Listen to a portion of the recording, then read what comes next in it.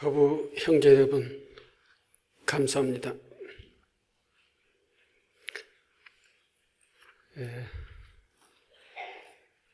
오늘은 다른 때보다도 참석하신 분들이 조금 숫자가 적은 것 같습니다. 이유는 메르스라는 바이러스 감염 문제로 인해서 많은 분들이 우려를 많이 하고 있습니다. 그래서 이 전염 문제 때문에 다중이 모이는 곳에는 특히 이제 저 뒤에 보니까 노부살님들이 안 나오신 것 같아요. 노부살님들은 이런 때는 조심해야 됩니다. 집에서 계시는 게 안전하고 그렇기 때문에 당신들 스스로가 그런 문제에 조심하시기 위해서 못 나오시지 않았나 그렇게 생각이 됩니다. 메르스 환자 발생이 오늘부터까지 18일인가요? 20일 가까이 돼가는 것 같습니다. 20일 가까이 돼가는 그 기간 동안에 환자로 확진받은 사람들이 64명이 됐습니다. 처음에 한 명부터 출발을 했을 텐데 지금 현재 오늘까지는 64명이고 확진 받았던 사람들 중에 사망하신 분이 5명이 됩니다. 그리고 격리 대상자로서의 그 숫자는 1866명이라고 그럽니다. 약 2000명 가까이가 격리 대상자로서 규정이 돼 있죠.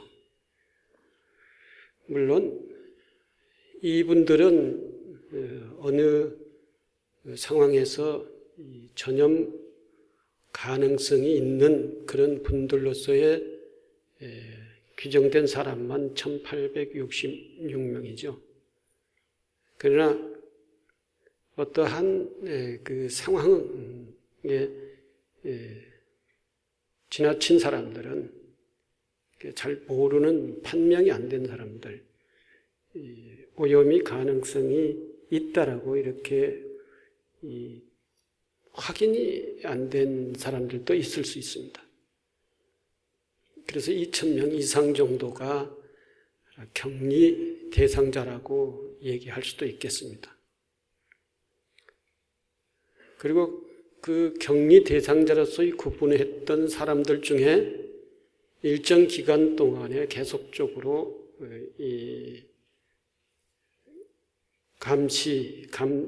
이렇게 주시를 하다가 진찰 결과 일정 기간 잠복기가 지난 사람들, 그리고 격리 해제자라고 그러죠. 이 사람들이 386명입니다. 오늘까지 386명.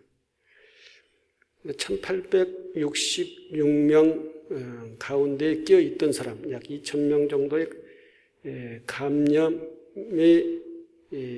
될 수 있는 사람들로 분류되어 있던 2000여 명 정도의 사람 중에 386명, 약 400명 가까이는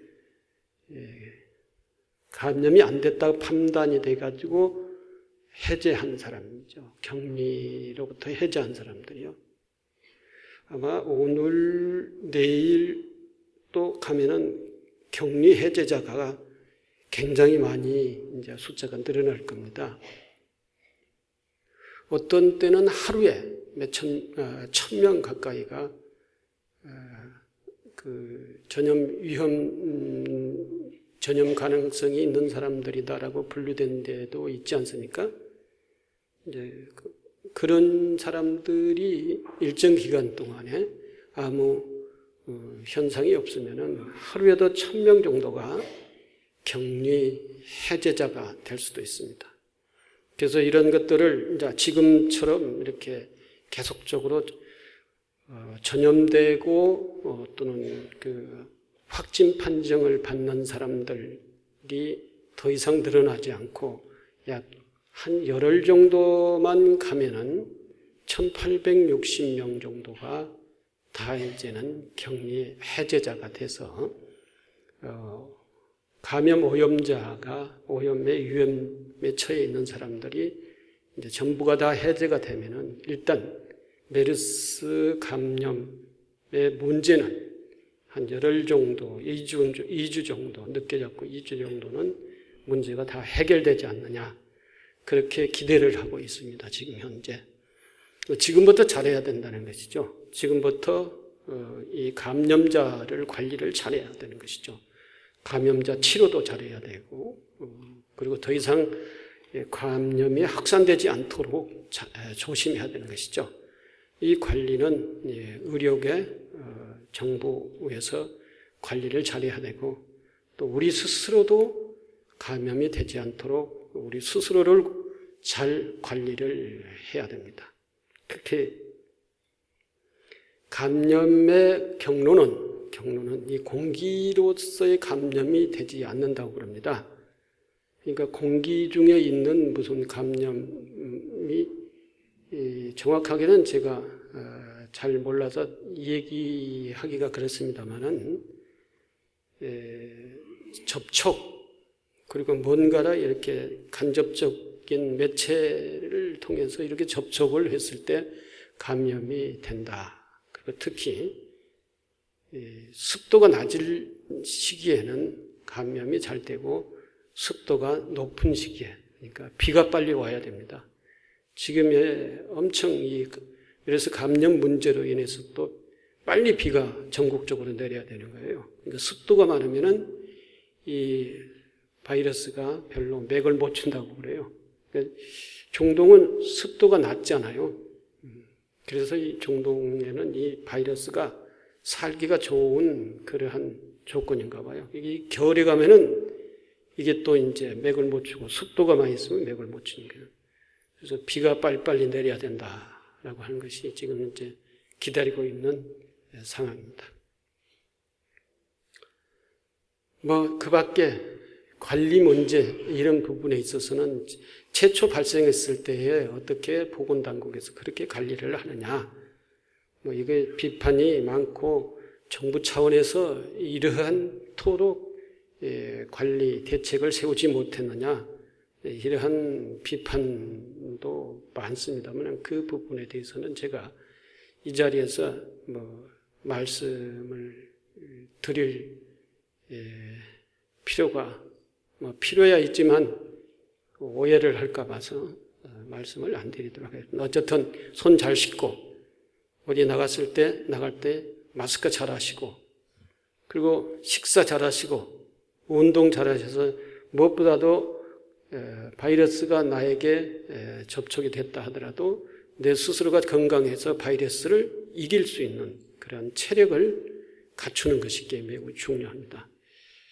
그래서 이 상황, 혼란되고 위험한 이러한 그 전염의 상황을 이제 한 15일 정도는 여러분들이 집에서 기도를 열심히 하시면은 다 극복할 수 있지 않을까 그랬습니다. 저 사람 많은데 여기도 사람 다중 모이는 장소죠.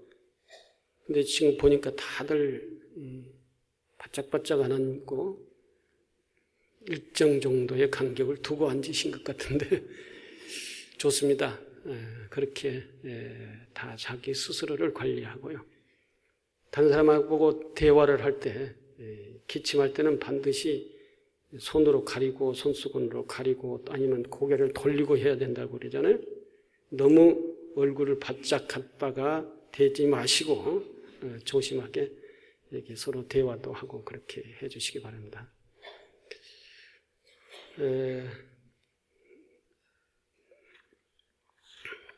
어쨌든 어려운 이 상황, 이것을 잘 극복을 할 수 있도록 이렇게 조심해 주셔서 건강하게 하한거 기도를 잘 할 수 있도록 여러분들이 조심하셔 주시기 바랍니다. 오늘은 6월이 벌써 됐습니다. 6월 달도 5월 달은 부처님 오신 날 봉축 행사에 대해서 열심히 준비하다 보니까 5월은 어느 틈에 훌쩍 가버린 것 같고, 또 5월 중에 하도 힘들어가지고 부처님 오신 날 행사가 빨리 지나갔으면 좋겠다, 이렇게 해서 세월이 빨리 가도록 하는 그러한 바람이 있었기도 합니다만은 6월은 그래도 빨리 지나갔으면 좋겠다, 그런 것보다는 비가 오기를 좀 기도도 하고, 여러분들이 안거 기간이니까 열심히 또 바람일 기도도 열심히 해주시기를 바랍니다. 특히 요즘은 대웅전에서 안거 기도를, 바람일 기도를 열심히 하고 있으니까 기도 계획에 대해서 특별하게 계획을 짜지 않는 사람들은 사찰에 나와가지고 바람일 기도에 동참을 해 주시기를 바랍니다.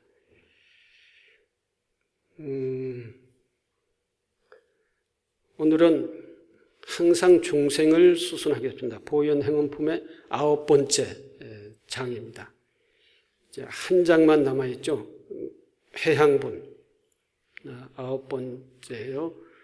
항순 중생원이라고 하는 것이죠. 그것을 우리말로 번역하면 항상 중생을 수순하겠습니다. 중생을 수순한다. 수순이라고 하는 용어를 아마 생소할 겁니다. 그래서 수순이라는 용어가 무슨 뜻이냐? 수순이라고 하는 것은 우리 가장 가까운 용어로 얘기한다면은 이 수순이라고 하는 것은 한문이기 때문에 우리말로 얘기한다, 섬기겠다, 섬긴다는 말도 이제 한문이잖아요. 그것이 이제 가장 흔하게 쓰이는 그러한 용어이기 때문에 비교를 하면은 섬긴다, 수순하겠다, 섬긴다, 항상 언제나 중생을 섬기겠습니다. 그런 뜻으로 이해를 하시면은 수순이라고 하는 그 용어의 뜻을 가깝게 이해를 할 수가 있을 것 같습니다. 근데 수순이라고 하는 이 용어는 섬긴다라고 하는 용어, 그런 내용도 있지만 좀 더 광범위하게 이게 폭이 굉장히 크다라고 하는 것이죠. 깊이도 있고 폭이 더 크다라고 하는 그런 차이가 있다라고 하겠습니다. 경문을 읽어보면 선남자야 또한 중생을 한다는 것은 지인법계 후공계 십양산 세계에 있는 중략을 하고 여러 가지 중생들을 내가 다 수순하여 가지가지로 받아 섬기며 가지가지로 공양하기를 부모와 같이 공경하며 스승이나 아라한이나 내지 부처님과도 조금도 다름없이 받들되 병든 이에게는 어진 의원이 되고 길 잃은 이에게는 바른 길을 가리키고 어두운 밤중에는 광명이 되고 가난한 이에게는 보배를 얻게 하니 보살이 이와 같이 평등히 일체 중생을 이익하게 하는 것이다. 그랬죠.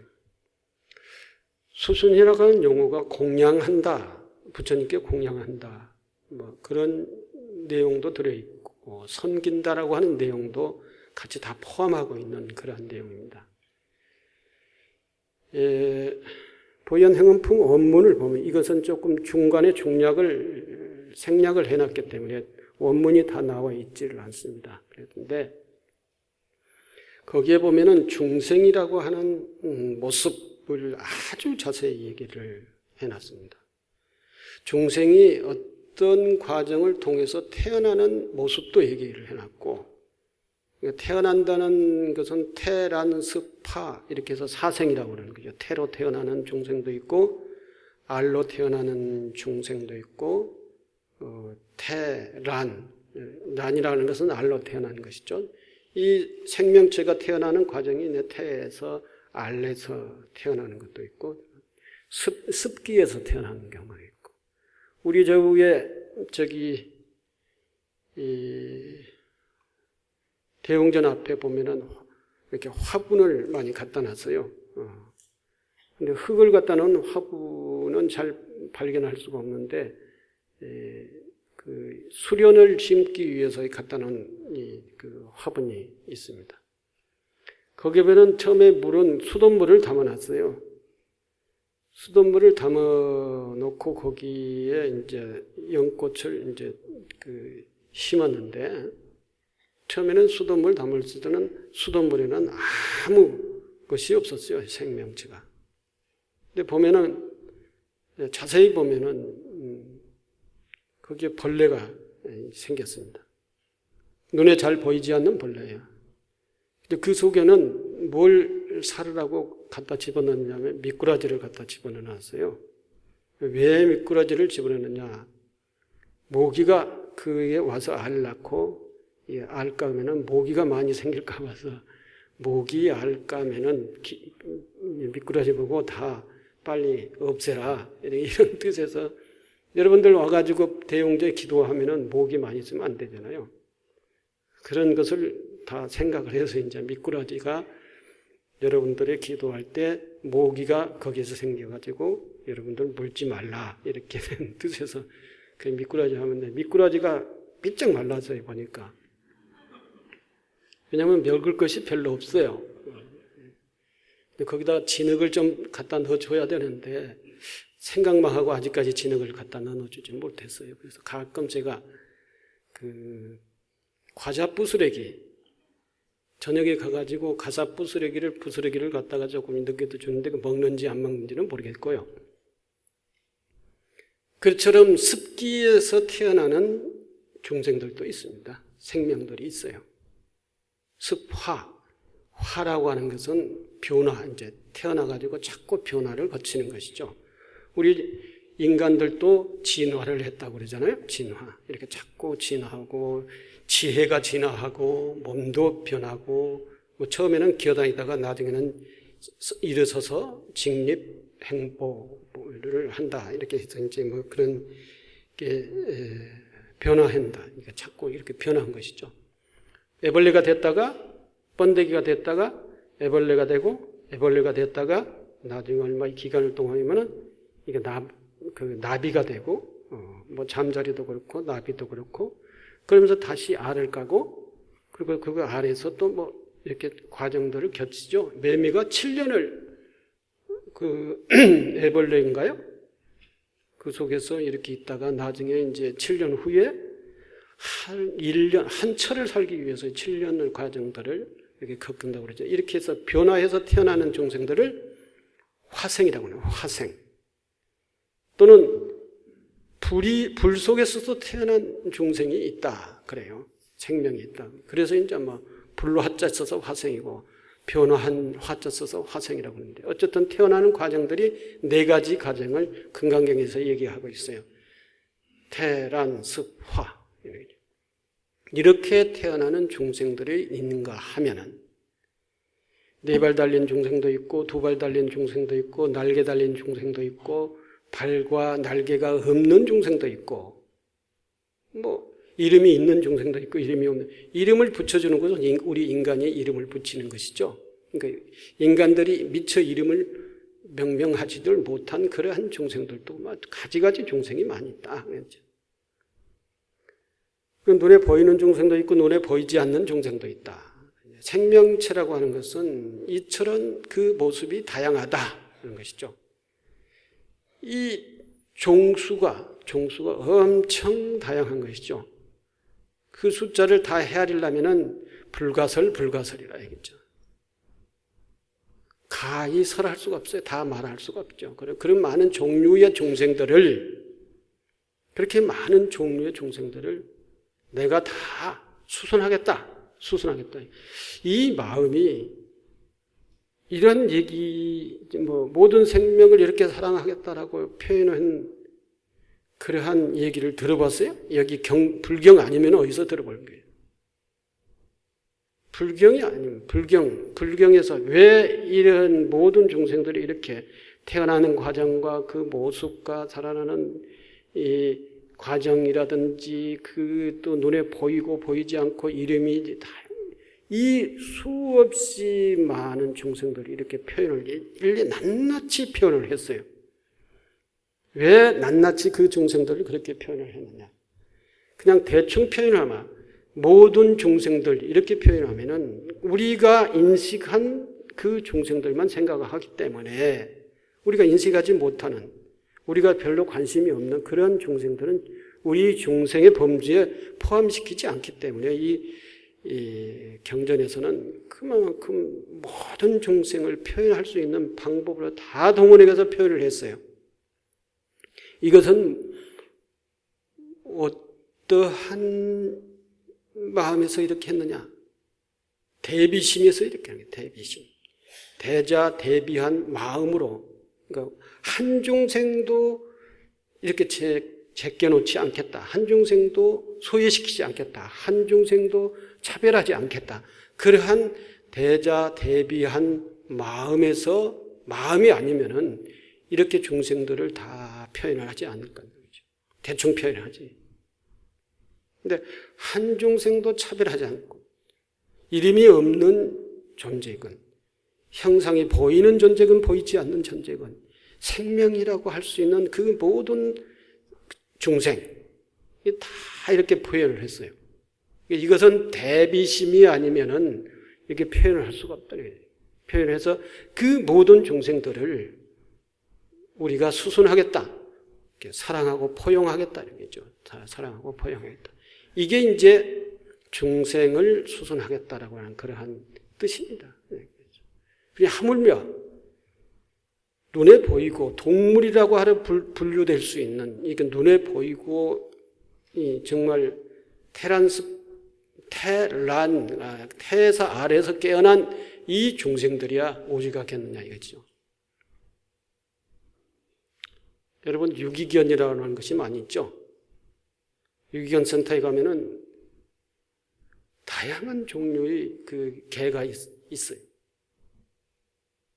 그 개를 기르다가 나중에는 버리잖아요. 버려서 유기견이라고 그러는 것이죠. 기를 때는 무슨 생각으로 기르고 버릴 때는 또 무슨 생각이에요? 이건 대비심이 없기 때문에 버리는 거죠. 생명을 버리는 거죠. 한 번 길렀으면 끝까지, 죽을 때까지 같이 이렇게 보살펴야죠. 그렇게 해서 요즘은 개를 하도 사랑을 해가지고 죽으면은 그것을 화장해주고 처리해주고 개 장례를 해주는 사람들이 있어요.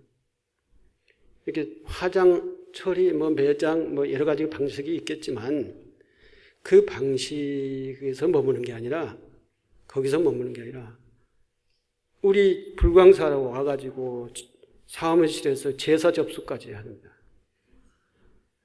그래서 숙회면 경공 이렇게 유표를 써놓고 연부를 해서 제사의식을 하는 경우가 종종 있어요. 여러분들 웃지만 개의 생명이나 우리 생명이나 한 생명은 마찬가지예요.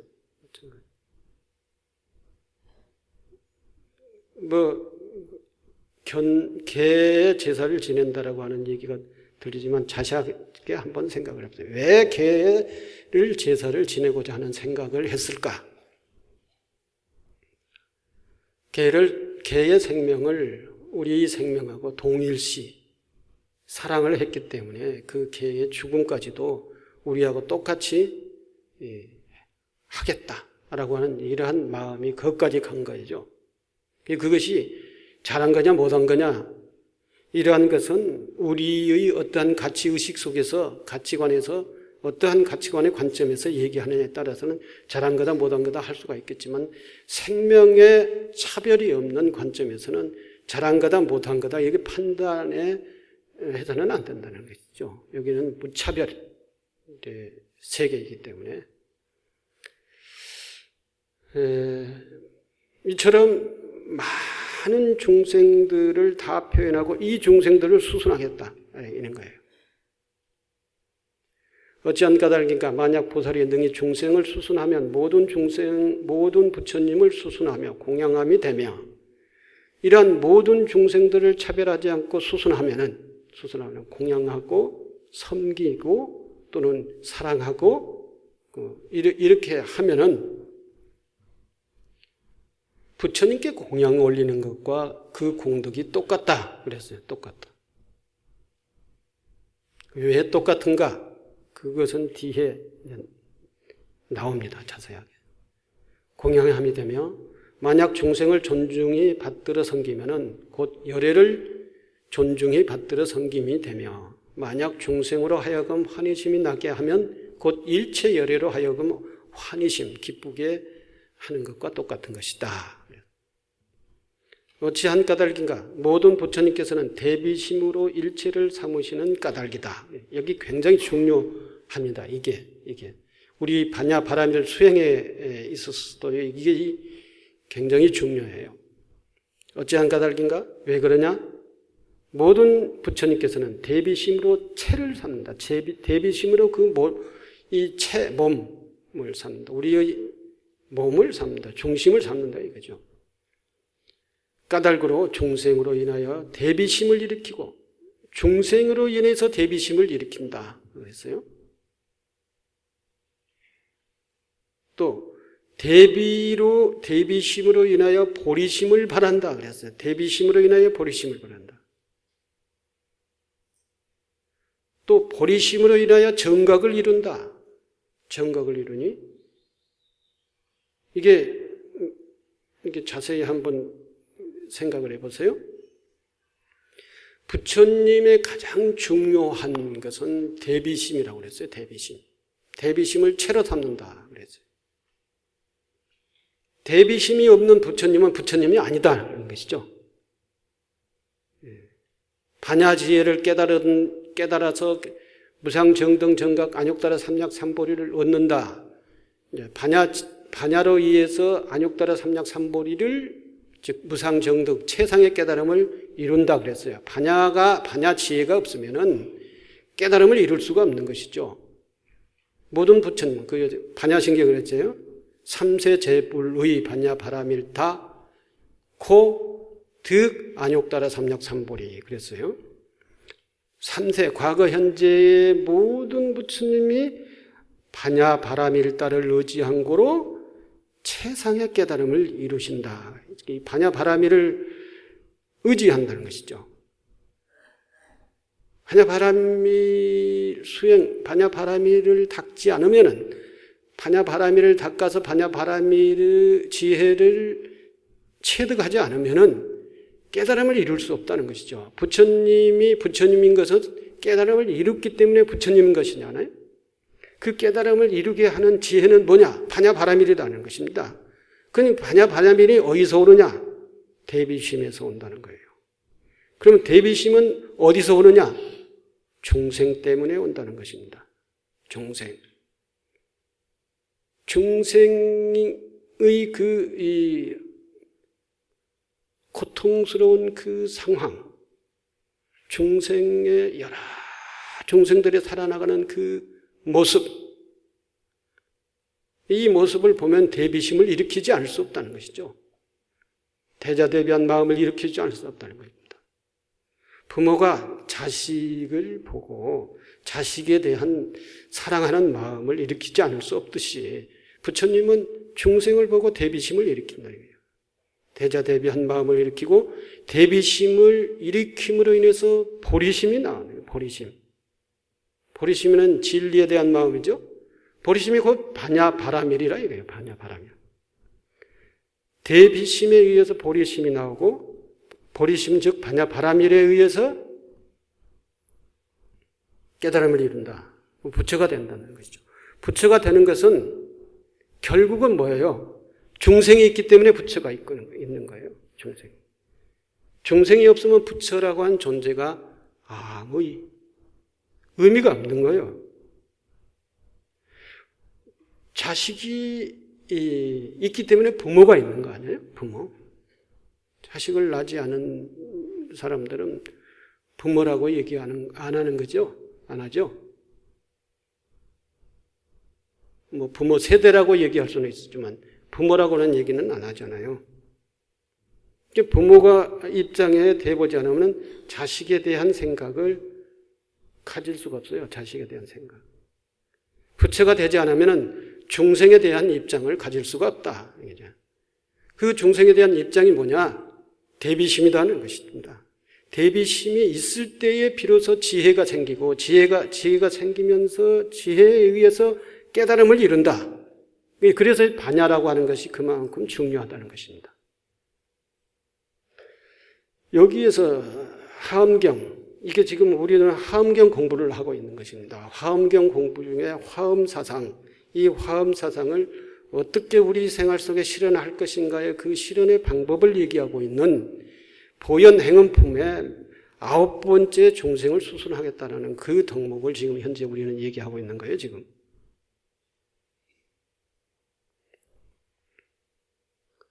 어찌한 까닭인가? 모든 부처님께서는 대비심으로 일체를 삼으시는 까닭에 중생으로 하여금 대비심을 일으키고 중생이 있기 때문에 대비심을 일으키고 중생이 없으면 대비심을 일으킬 수가 없다는 것입니다.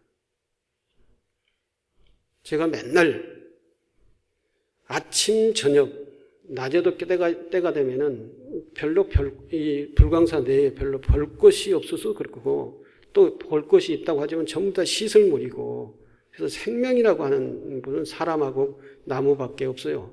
저 위에 개도 안 걸리고 고양이도 안 길고 그러니까요.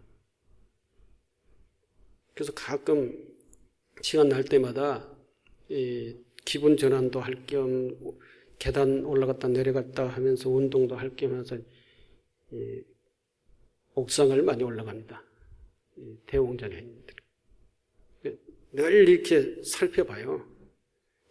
그러니까 그것이 일과가 됐어요. 일과가. 아침, 자기 전에 저녁. 이러면서 연 화분을 보고 대나무 화분을 보고 다른 나무 화분을 보고 말라 죽는지 안 말라 죽는지 그 애들은 지금 말라 죽을 틈이 없어요. 제가 조금만 마르면 물 갖다 주니까 그런데 물 갖다 줘가지고 뿌리가 썩어서 죽을까 봐서 내가 조금 걱정은 되기는 되는데 그 전에 그 나무가 없을 때는요 올라가지 않았어요. 그 위에 삭막해가지고 대웅전 불공이나 기도나 하라고 할 때는 올라갔지 그 밖에 뭐 이렇게 기분 전하기 위해서 올라가지는 않았어요. 그 식물하고 같이 이렇게 쭉 보면 미꾸라지가 죽었는지 살았는지 이렇게 보기도 하고 관심이 엄청 많아졌어요. 그래서 나무에 대한 애착이 많이 생겼습니다. 그래서 나무에 대한 사랑, 나무에 대한 공부를 많이 하게 됐죠. 대나무는 어떠한 상황에서 사는지 인터넷에서 검색이도 하고 이게 이제 대나무 식물에 대한 관심에서 사랑, 이 사랑, 대비심이라고 할 수 있죠. 비교를 하면. 그래서 나무에 대한 여러 가지 생리적 현상이라든지 나무가 있음으로 인해 사람들도 거기 나무 있으니까 다 좋아해요. 그냥 올라와서 부처님만 뵙고 이렇게 내려가다가 밖에 화련이 있으니까 다들 한 번씩 이렇게 쳐다보고 이제 가지요. 가는데 이제 왔다 갔다 하는 사람들과 저하고는 이제 생각이 많이 차이가 있죠. 저는 나무에 대한 관심, 이 관심을 좋게 표현하는 사랑 이게 있고, 그래서 나무가 조금만 말라 죽으려고 하면은 뭔가 물을 갖다 주고 그랬는데 부처님이 중생을 보면서 중생이 어리석게 산다, 고통스럽게 산다, 힘들게 산다 이러한 모습을 보면서 거기에 대한 관심, 사랑, 이 사랑이 대비심이죠. 대비심에 의해서 보살이나 많은 우리 불자들도 역시 마찬가지입니다. 주변에 있는 모든 생명과 형제와 이웃과 이 시민, 이 모든 사람들, 모든 생물에 대해서 관심을 가지면은 거기에 대한 관심이 이제 애착으로 갈 수도 있지만 이제 관심이 사랑으로 변할 수 있죠. 그래서 그 사람이 어려운 상황이 되면은 그냥 몰라라 지나쳐버리지 않고 그 관심을 가지고 뭔가를 도와주려고 하는 이러한 생각을 갖게 되고 이것이 이제 여기서부터 이제 사랑이고 여기서부터 애착이고 여기서부터 대비인 것이죠. 그래서 중생을 사랑하게 되는 것입니다.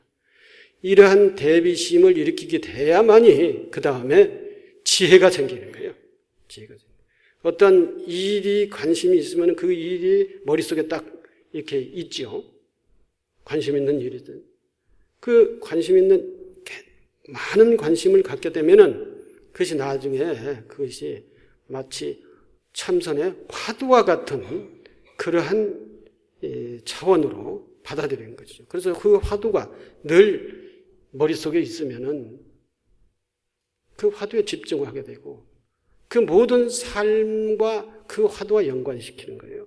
어디 가서 풍경만 보더라도 그 화두하고 연관시키고 어디 가서 어떤 상황만 보더라도 그 화두와 연관시켜서 결국은 이 참선자가 그 화두를 이해한다는 거예요. 이해. 모든 것을 다 이해했다는 거예요. 화두를 타파했다는 것입니다.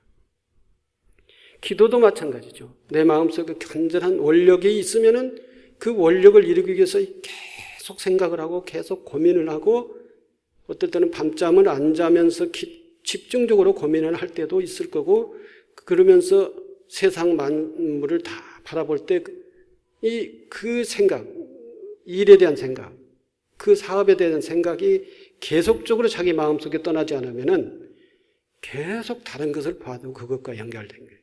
그러면서 어느 상황, 무엇을 딱 볼 때, 이거다. 이 문제는 이런 식으로 풀어야겠다라고 하는 아이디어가 떠오르게 된다는 것이죠. 다 그런 경험을 해보시지 않았는지 모르겠습니다. 그처럼 그렇게 화두를 갖고 있어야 되는 거예요. 화두라는 것은 문제의식을 갖고 대비심을 가지고 계속 이렇게 그것을 놓지 않고 살아가다 보면은 대비심, 자비심을 가지고 놓지 않고 살아가다 보면은 지혜가 생긴다는 거예요. 지혜. 어떤 문제를 해결할 수 있는 아이디어, 지혜가 생기는 것이죠. 그런 지혜를 우리는 반야라고 한다. 이 반야지혜가 생길 때 결국은 큰 일, 적은 일, 모든 근본적인 일, 궁극적인 일들을 다 풀어나간다는 거죠. 삶에 대해서 문제도 풀어나간다. 그것이 이제 다른 말로 얘기를 하면은 무상, 정등, 정각, 즉 안욕따라 삼약, 상보리를 깨달아요. 최상의 깨달음을 이룬다라는 것입니다. 이러한 삶이 수행이고 이러한 삶이 이와 같은 삶이 기도다라는 것입니다.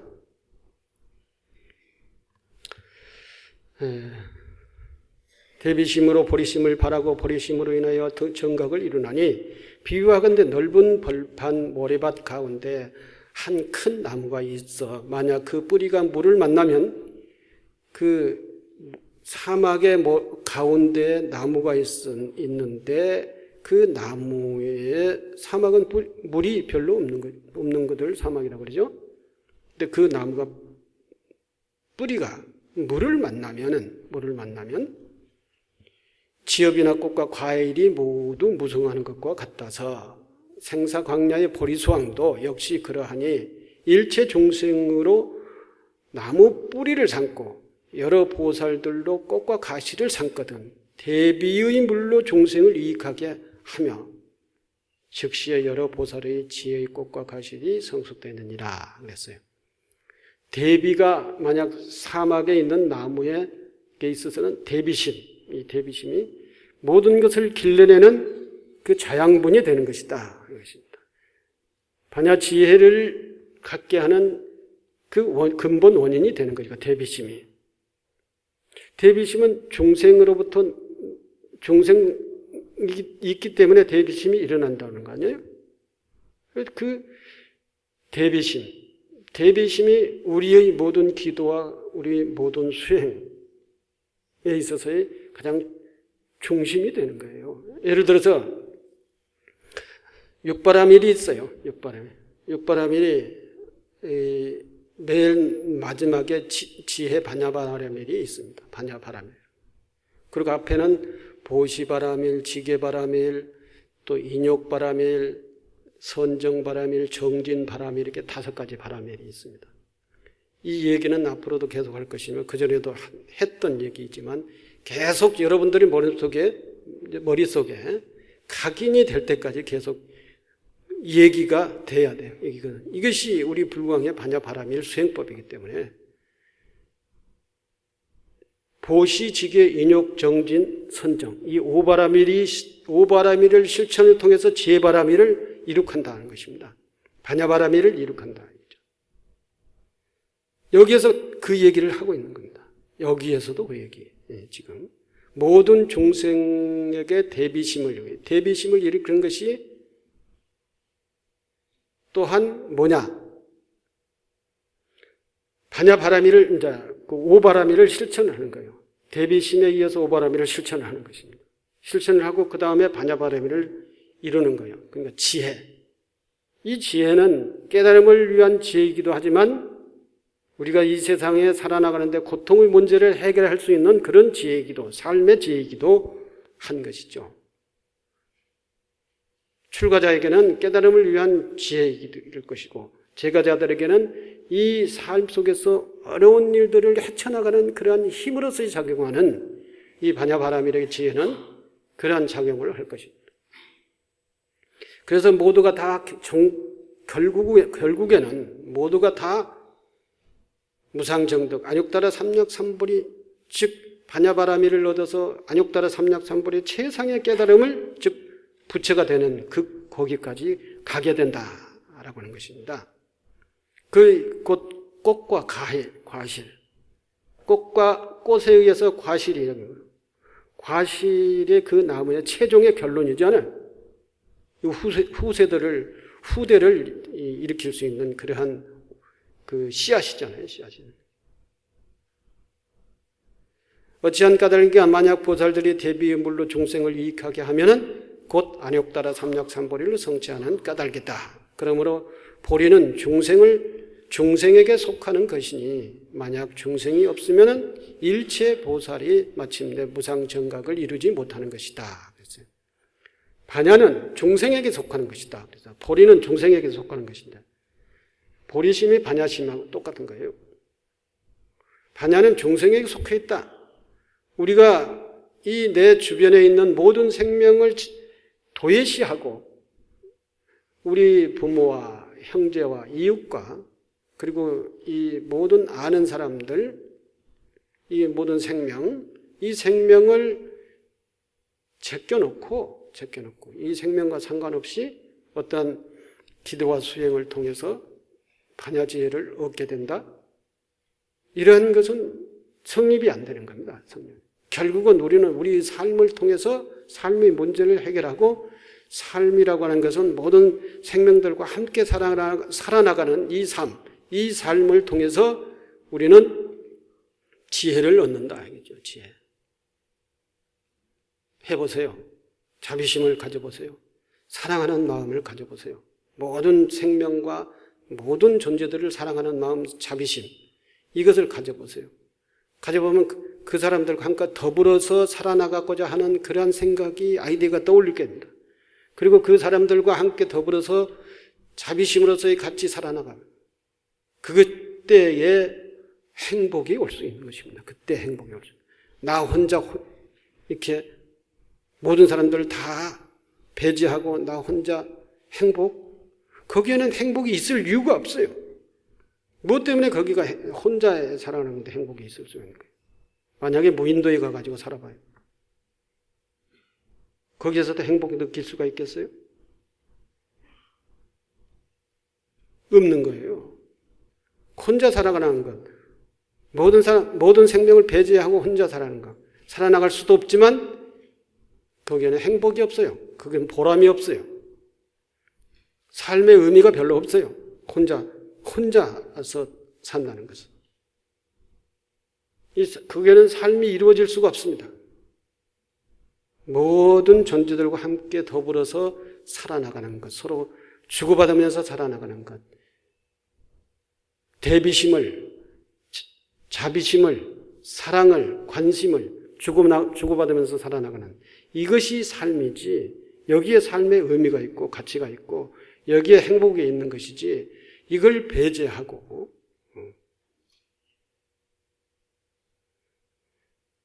궁궐 같은 집 안에서 혼자 살아나간다고 행복이 있느냐? 그거는 없습니다.